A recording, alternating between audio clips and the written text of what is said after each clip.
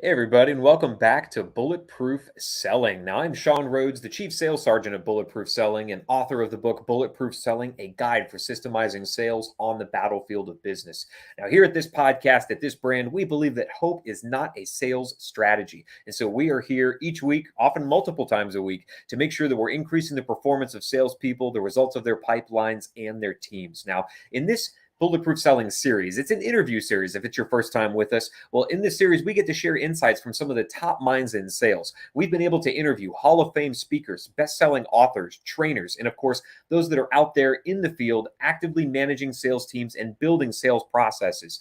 And our commitment is that every one of these episodes with our guest, we're going to build a sales system that you can use no matter the size of your team or the size of your goals. Now, something that we have talked about probably in every episode, my guess is the use of a system inside of a sales process and making sure that it's not kept in your head. Now, the challenge we see a lot of salespeople have, whether you're brand new to the world of sales or you've been doing it for 30 years, is as you learn things, most of that stuff is just living in your noggin. Now, if you know anything about neuroscience, that's the study of the brain, there are a lot of things that can affect how sharp that tool is. You don't get a lot of sleep the night before, you tie on one or too many drinks, that all can mess up how sharp you are in your next sales meeting, your next sales conversation on the phone, or even what kind of language that you can get out in an email or in a direct message to your next prospect. So that's why we always advise get those systems out of your head and put them into something that lives outside of you. The benefit of that, of course, is that you can use that system, reference it during your sales conversations, but use every bit of mental and emotional energy that you have to be present with your prospect, to offer new solutions, to make sure that you're innovating solutions for them so that whether they buy from you or not, you have added value to their day.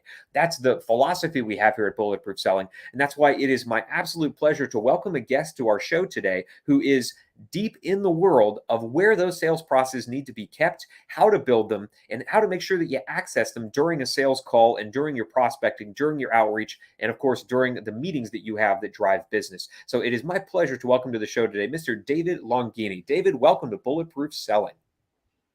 Nice to be here. Now, David, for those of us that weren't able to read your bio, tell us a little bit about you, how you got involved in the field of sales, and what it is that you do for the field of sales now, because I know you're not just banging the phone all day like you might have at one point in your career. You're actually building process in a pretty built out platform. Tell us about your journey.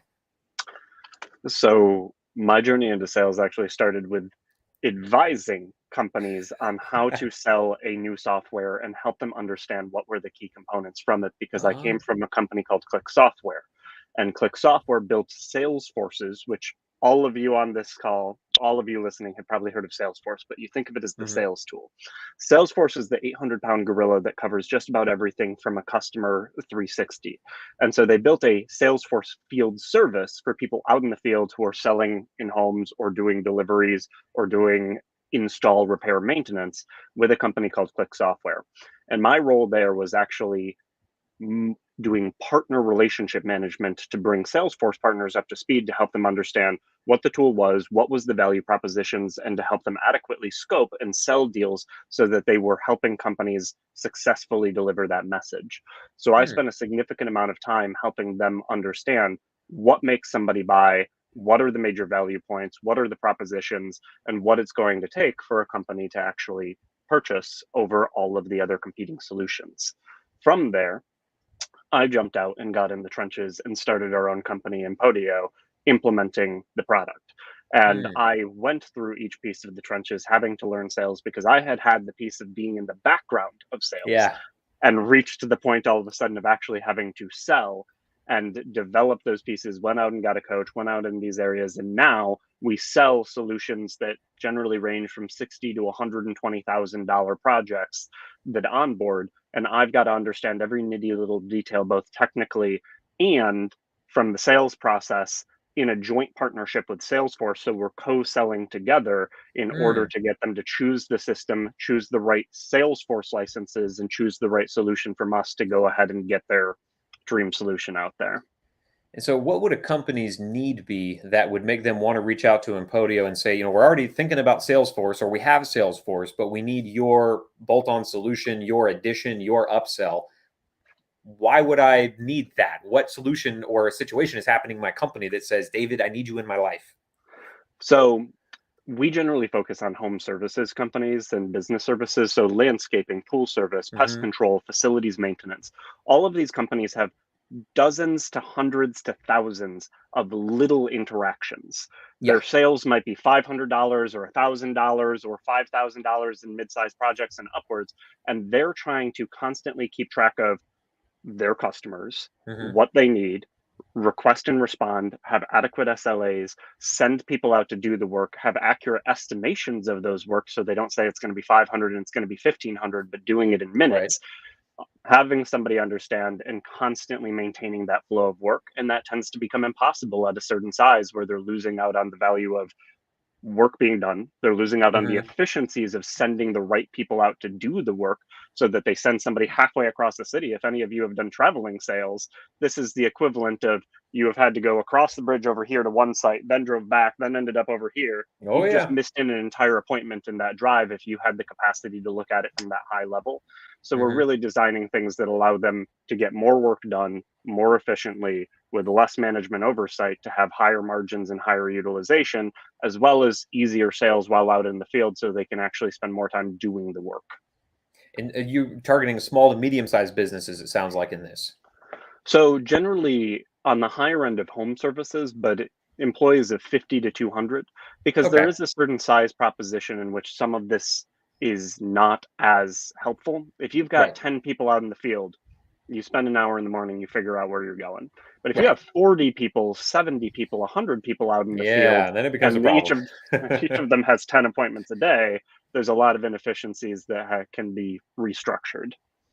And so it's interesting because when people begin implementing sales systems, whether that's through a CRM or through a sales enablement tool like Salesforce, a lot of different ways that you could make that happen, where you actually start thinking to I don't need to keep all this in my head anymore. I need to track my prospects somewhere else. I need to have account notes. I need to have call notes. I need to figure out where my salespeople are going to be so that they're using their time most effectively and efficiently. The danger in that is that you move so far into the side of collecting metrics that you don't have time to actually run your business or deliver your service to your customers. So it's almost like going too far in the field of sales. It sounds like this tool that you've developed and that you sell is a bumper lane that keeps people really back in the lane where they should be, which is doing what they got in the business to do, right? Yeah, the point is to make it as simple as possible. And like you said, of a sales process, if anybody's ever read Checklist Manifesto by Atul Hmm. Gawande, that's really the principle is you're not using it to run the system. You're using it to make sure you don't forget anything and that you follow Right. the right process. Because there's even simple differentials of even if somebody's doing it day in and day out, when you said like if you got 4 hours of sleep last night, it's a lot better to walk into a house. If you're somebody selling a $30,000 roofing solution, you Hmm. might have been doing it for 15 years. But if there's a 20-part checklist that you're just going through and you're just saying, okay, uh, it is a 12 slant, it is this, Right. and then you can walk away, then you spend most of your time actually selling because Right. the quota is Rather done than for trying to you. Then remember those the 18 things. Yeah. Right. You might be able to do it on a good day with 9 hours Yeah. of sleep in your head, Right. but you're using the energy that has to be used for the empathy, the sitting with the customer, the Yeah. understanding, the communication. And where do you see salespeople relying on hope, probably a little more than they should, in thinking that they're going to remember the 18 things or the 27 things that they probably need to walk away from this sales conversation knowing? Where does hope enter the picture in your world? So that one's huge for us because we do large projects. We're Yeah. transforming an entire company.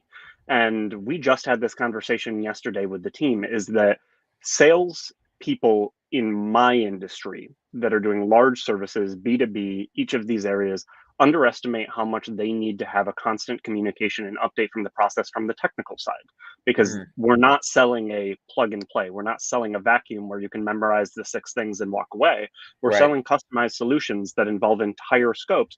And especially if you came into it without having the technical background, you need to have the checklist and the guidelines in place being provided to walk through. And there's probably 150 different data points that I'm collecting in Oh, three yeah, hours with easily. a customer in order to Yeah. actually tie that down. And I'm good at it. But there's no way that I'm not going to miss 30 of them if I don't have that checklist and that sheet. And if I can and the other differential is if I get on a call, I'm going to have to spend 3 hours preparing if I don't have that checklist.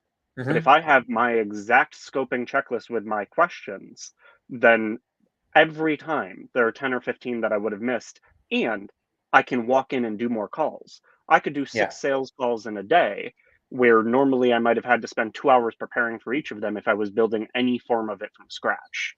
Right.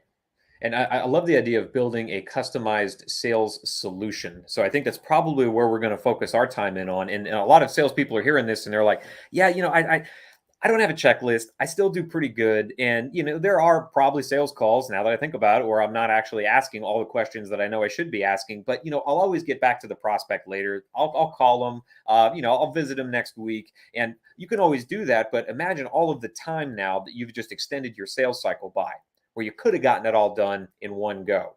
And think about the prospect's perspective in this, because I just had this happen this morning. Actually, we had some work being done on the house and somebody showed up and boy, they had a checklist. They knew what they were going to ask, what needed to happen. And I felt like our time was used more efficiently that way. It might have taken longer than I anticipated, but every minute of that interaction was filled with useful value transfer. So I knew they were going to do as good of a job as they could do because they had all of the stuff they needed to know ahead of time laid out. So if we're going to build a customized sales solution, we use this acronym TRIM when we talk about building systems because we're trimming hope away from a sales strategy. And I know with your customized solutions, you've got your checklists, all of that's built out so that you don't have to try to hope you remember everything going on in a sales conversation. And I know that's exactly the service that you help build out for your clients. So if we're talking about trimming hope away, this acronym TRIM, TRIM, the T in any given system, and you'll get this a lot from the checklist manifesto, is a trigger. Some triggering event has to happen so I know to pull that checklist out because now it's time for that particular checklist. So if I'm building a customized sales solution system and a trigger event happens, for you, if you were going to advise a client on how to build this and they, for some reason, couldn't get access to your software, because I know this is exactly what your software does, they had to do this manually at first until they realized, boy, the beauty of just hiring Jason's team is really worth the money. But if I had to do it manually at first, the trigger event for you, does that happen when you're in front of the prospect? Does it happen before you meet with a prospect when the calendar is, filled in now? Tell me, when does a trigger event happen so that I know I need to start pulling out my kind of pre-meeting event set that I need to make sure I do before I get in front of that prospect? That occurs long before you get into the room. Long before. Okay. Because in our space and what we do, it's a qualification game. There are 3,500 different Salesforce partners, and this is actually on the meta level of getting rid of hope if you're a salesperson. Way outside of the physical process is choosing to be with a company that has a very defined set of who they work with, what's the value proposition, what they need for. And if you're working at a company that doesn't allow you to say no, then you're not going to be successful. Because if that company doesn't understand who they provide the most value for in the strategy, and you're not able to do that within your own niche, then you're going to struggle. For us, I turn down 70% of all deals that come to me through Salesforce because I look at them and say, we are not the best possible company. And every single time that I make the mistake and actually go into one on accident, Oh, it's a we train end up wreck, isn't being, it? Ugh. yep, Yeah. we're slightly more expensive with this. And Yeah. I spend more time trying to argue to potentially win a deal where we're somewhat a fit than just having 1, 3, or 4 deals that we are the best solution in the right piece in that right area. So that's the first and foremost, is like, get things out of the funnel. As I can't remember who said this, but I laughed. Of the fastest way off of your to-do list is to cross it off. Just to Not to say check this is right. it. Is to just say this is the deal that I'm not going to work with. So the first way to get rid of hope is to say, I know that this customer fits our niche, fits what they need, needs our solution, that BANT type piece, before you ever walk into the room. Because if you're just judging yourself on sales calls, but you have 8 sales calls and 6 of them said no out of the gate, but you're for something that you could have judged, you didn't have a great day. You had a horrible day. You only Right. You talked wasted to your 2 time. customers. Yeah. Yep. Okay. And so if the trigger happens then in filtering out who among my prospects is really probably not worth my time or a best fit, and it might not always be a never a fit, just not a right now. Maybe you're not the right Yep. company size, wrong goals, wrong industry fit for what we're targeting this year. A lot of different reasons that they might end up getting crossed off your list. So now I've got those few that are probably going to be worthy enough for me to meet with. I'm going to be able to provide value to, even if they don't buy from me, because I know enough about their industry. what's the next trigger event that causes that checklist to come in front of me? Is it when a calendar appointment shows up? Is it when I'm getting ready to reach out to the gatekeeper to schedule it? What happens next that makes sure I'm pulling out the right checklist? So in our case, realistically, we do a qualification call, and if we have confirmed that this is a proper fit for what we're doing, Mm-hmm. we collect every piece of information to say what type of solution that they need, because we have a couple different variations there, and you want to start qualifying down. And then part of the checklist is getting to the budget authority right pieces, because if I look at them, and that's part of when you said small businesses could use our solution, but a 10-person company, I look at them and I say, you shouldn't spend $60,000 Right. Not the implementing best use of your something. Well, time. Yeah. yeah, you could hire one person who does these things and it would still be Yeah. cheaper Right. to be able to Right. handle that through. So before you ever walk into the room, then it's not just qualification, it's saying, do they have the right needs? Have they understood it? And actually pulling out that checklist to say, I know that this is the best solution for this person because I understand what their values are in that persona Mm-hmm. before you ever walk into the room with any Mm. publicly available research. Because I've been able to walk into the room and, like you said, where somebody met with you this morning. I just got great feedback from a sales call yesterday in which I was sitting with someone, and every single minute is me being like, in your circumstance before I've seen this, is this a value prop for you? Oh, you're Right. talking about inventory. Oh, you guys aren't ready for that yet. Just Yeah. crossing off the pieces to say, look, I Helping don't, them navigate the process, it sounds like, right? Yeah. yep. You want to be able to walk into that room and say, and feel confident because they're asking a very important question. The second you walk into the room, does this person have my best interest in mind? Mm-hmm. And the only way that you can adequately communicate that and do that effectively is to feel confident yourself, not using that meeting to convince you, because Right. then you're just casting doubt on it, is to be able to walk into that room to say, they need this. We're the best people to deliver it. And this is roughly what I think. I just need to validate it. Right.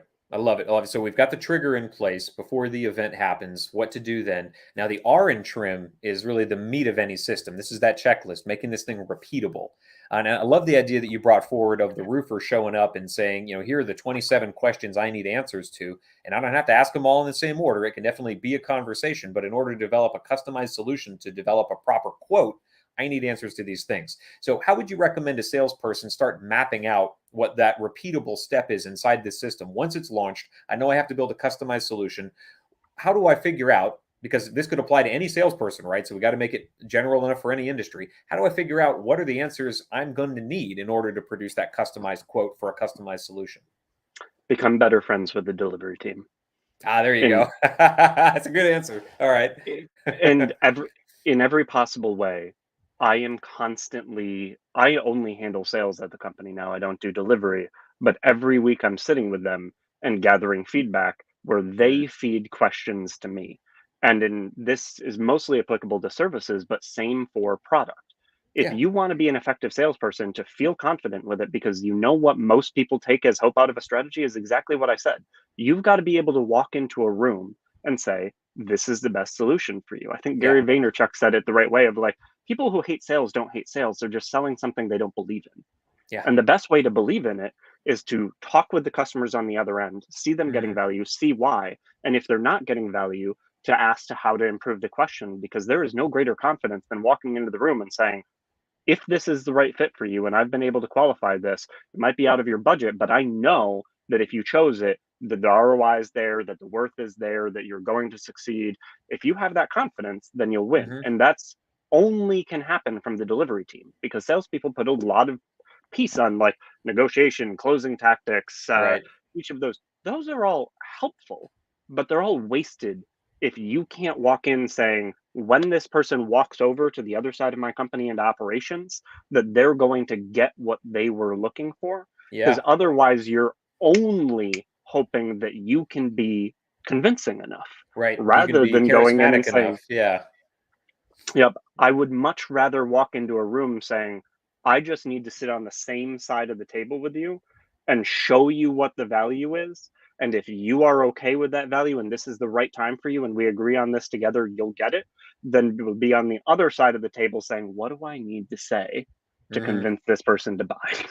Yeah, which is a really tough place to be in because you're competing with a lot of different priorities that that person may or may not have that you don't know. And a lot of Yep. them are going to be unstated. You don't know their kid needs braces, and they're probably not going to share that with you. But that's competing for the budget that you're asking for, right? Especially in the case of an individual transaction. So I love the idea of going to the delivery team and figuring out from them what are the things that you all need to know in order to properly deliver, install, make sure this person gets ROI.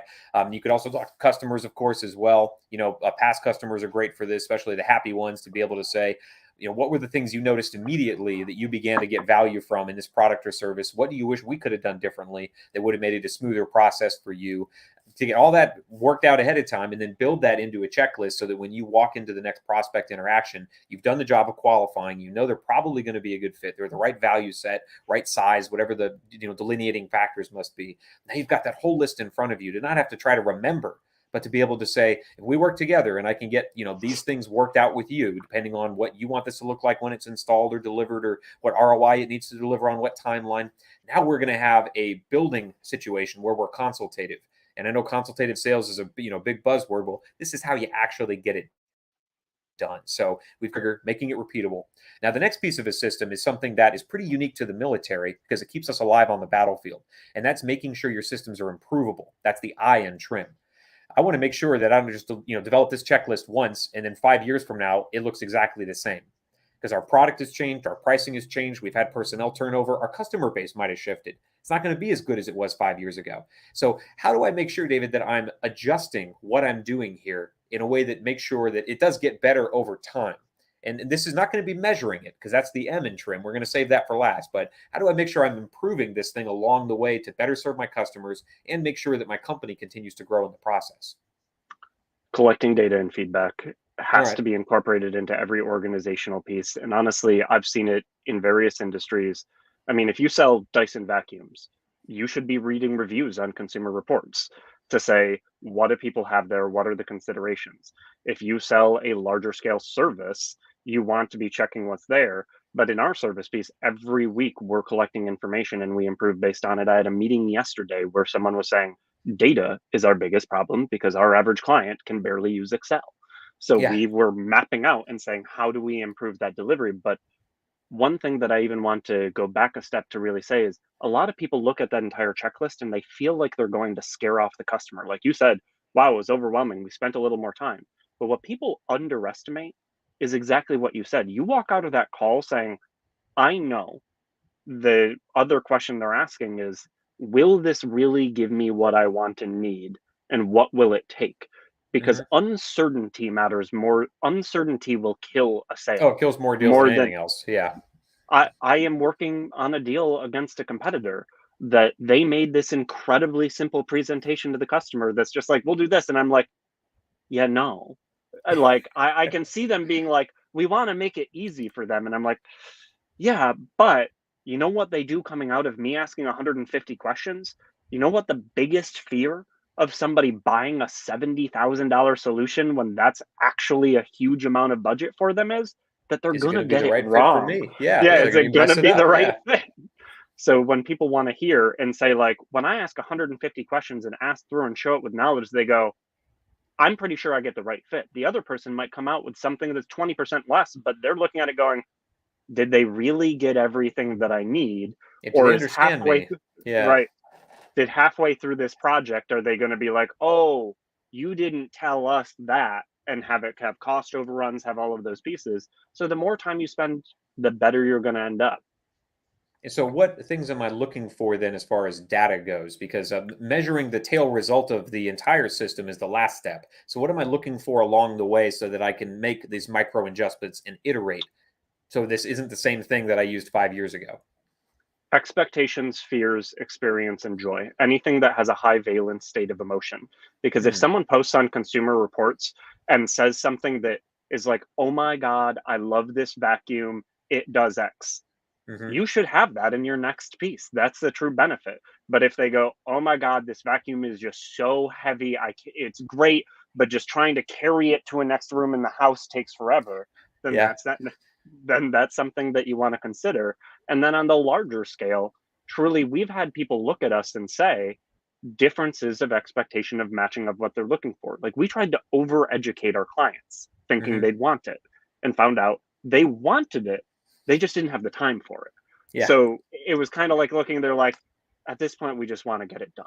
So we were overvaluing something that they didn't have. As a result, we were spending 20 extra hours in a project on something that wasn't being valued. So I Yeah. stopped incorporating that into the pitch, which also allowed me to cut the scope by 20 hours, which makes it easier to sell. More profitable. Yeah, for you Yep. too. Okay, I love that. So figuring out from the client what's important to them, what do they value, and make sure that you're selling to that, which is Yep. value sets are going to change over time, depending on whether you've got competitors, the size of your industry, the size of the geography you're selling to. A lot of different things could shift and adjust that would change what your customers and your prospects value about your product or service. So you've got to pay attention to how that shifts and make sure you're selling to the right set rather than what worked 10 years ago or 30 years ago. Because not even older buyers, I'll say, for lack of a better word, maintain a status quo in what they do over lifetime, right? An 80-year-old is going to value things differently than they did at 20. So even if you're selling to the same people in the same town, what they need is going to change. So I love that we've got the trigger, the repeatable part, making it improvable. Now, the final piece of this is measuring its effectiveness. Because if I'm taking the time to develop a checklist and ask my salespeople to use it and to sell to all these different things in a different way, it better be worthwhile. So what am I measuring here, David? Am I measuring just amount of closed deals? Am I measuring repeat customers? What do you recommend I begin looking at to see, is this worth my time? So in any metric system, you have absolute metrics and relative metrics or ratios. If you're an individual salesperson, you don't want to just measure how much you close. You also want to, of course, measure close rate, but go the next step of and say, how much time did I spend per close? And what was the sales cycle? And one thing that is hard to judge or measure, but you have to do an estimation for yourself, is how much fluff time was in a sale. Because if you look at it and you're like, I spent 6 hours just thinking about it, like not on calls, then that's additional time. If you also think about the 2 hours that you worried about a deal because you didn't have hope, then that's 2 hours that was a net drain. So when we truly Okay. consider it, because for instance, I could sell $1 million this year and do it in 50 hours, or sell $1 million this year and do it in 150 hours. And you want to measure that for you, because if you're an individual sales rep on this call, that's what truly matters. Because if you're not estimating how much time someone is spending in order to close the deal, then you have the problem. Same if you're a sales manager, because that's something that I think about a lot, and it's super easy in my industry because it's billable hours in this billable hours. Because if somebody ticks up, you might have a sales rep, if you're a sales manager, that overhit quota by 30%, but come to find out they're working 55-hour weeks and they've got a kid on the way. That's not sustainable. They're No, not that's going going to to fit. tank. Yeah. Right. So you want to be measuring that ratio to working hours, to time spent, to close piece, because that's what you're truly optimizing, is that time. And then finally, you also want to judge at any company, if you're a sales manager at any company as a whole, of how happy those clients are at the end. Because if that same person who is working 55 hours a week, at the end of it, their customers had a 7 out of 10, and the person who was working 40 hours a week and just hit target, but their customers had a 9 out of 10 because they slept and Yeah. they understood and they sold the right things, then it's truly the end all value of the company. Because never underestimate, as a sales manager, that if you're thinking long term over 3 years, that person who worked 55 hours a week and sold 20% more is killing your company in year 2, when 7 of their customers left incredibly negative reviews on a site that matters for you, and every other sales rep is struggling to sell because you're getting a worse and worse reputation.